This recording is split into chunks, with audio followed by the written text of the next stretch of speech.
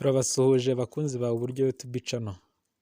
Nk'uko mubibona uyu munsi twanyarukiye i Musanze ngo turebe n'iki kiri kuhavugwa. Musanze ni umujyi mwiza ubereye ijisho, niba utarahagera nawe ngushishikarije kuzaza kureba Musanze imeze ite.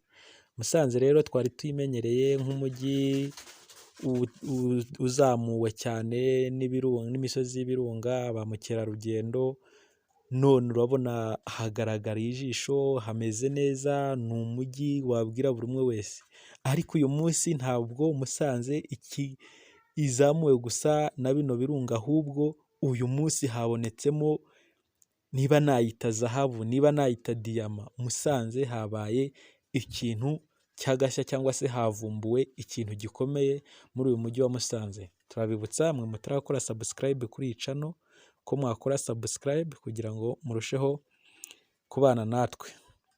Twababwiye ko tutazavuga kuri mining gusa, tuzabagezaho n'amakuru ari kuvugwa imbere mu gihugu cyacu cy'u Rwanda. Mwe mwese muri mu bihugu bigiye bitandukanye mubasha gukurikira Uburyo TV, turabasuhuje cyane, muri abantu b'abagabo, mukomeze kubana natwe umunsi ku wundi. Ahangaha rero mu mujyi wa Musanze, imbere y'isoko rinini rya Goyiko, isoko ryubatse kijyambere, havumbuwe ibintu bitangaje tutari twamenya ngo ni iki kirimo, ariko havumbuwe ibintu bikomeye. Turabasaba nyamuneka mwe mutarakora subscribe kuri iyi channel ko mwakora subscribe kugira ngo ibiganiro byacu bijye bibagereraho ku gihe. Ahangaha twari tunyarukiye i Musanze, dusanga hari ikintu gikomeye gishimishije twabonye, byashimishije abaturage nk'uko mubibona. Urabona ibintu bya kera, ibintu twayobewe se byashyizweho n'abandi, mbese ni ikintu abaturage bari kugurisha nk'uko mubibona. Ahangaha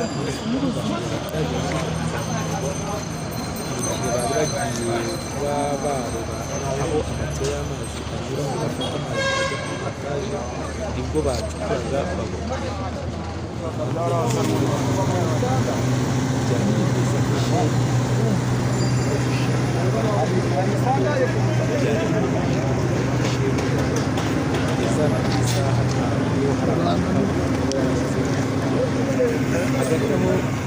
kiguma kibazwaho n'abaturage ba Musanze, mbese ko twari dukungahajwe na ba mukerarugendo baza gusura ibirunga byacu nk'uko mubizi,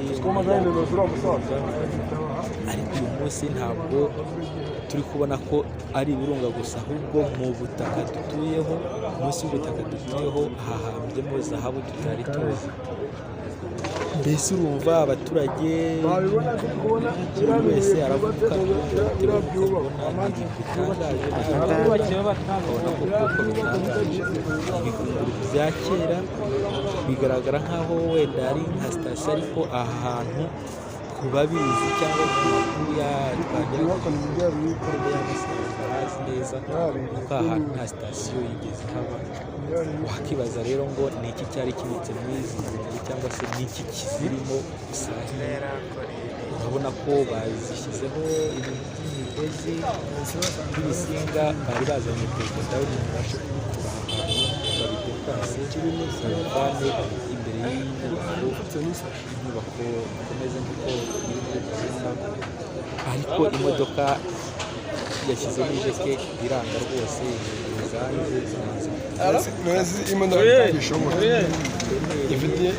imodoka menshi ku buryo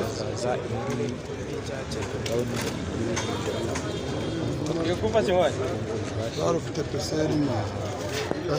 Hagati aho abaturage bo barabona hari lisansi,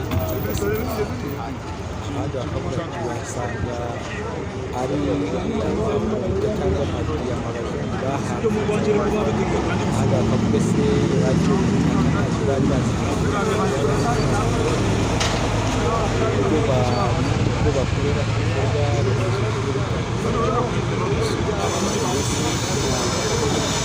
agiye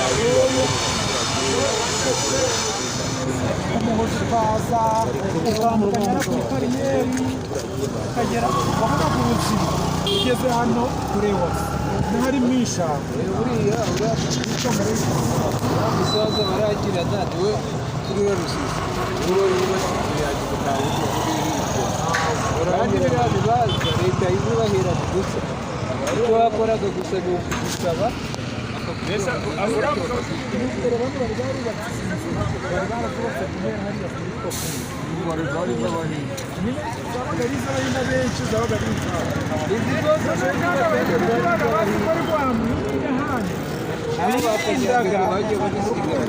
birindaga kuvugurura amazi akarinda saa mbese bari bihuta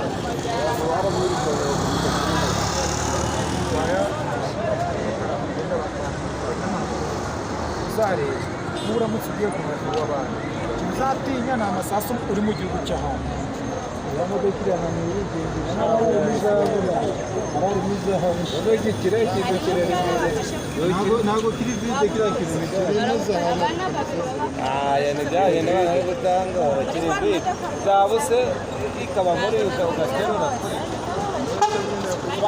biriya bintu ni bya kera ni ibikoresho bya kera uzareba ayo mazu ari impuza